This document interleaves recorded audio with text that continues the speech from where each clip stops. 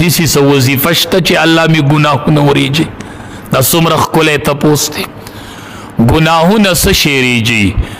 نبی کریم صلی الله علیه وسلم ورته فرمیل درې کارونه کوه الله به دې ګناهونه وریږي. صغائر صغیره ګناهونه او کبائر الله په توبه معاف کوي.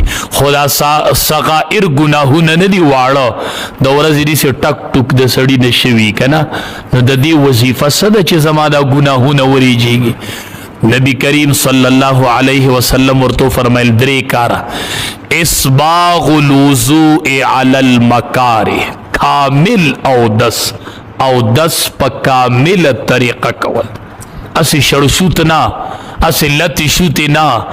اسباغ الوضوء علی المکاره، او دس کامل کول سره د مشقت نه، اگر که هر څومره ساړه وي خو چې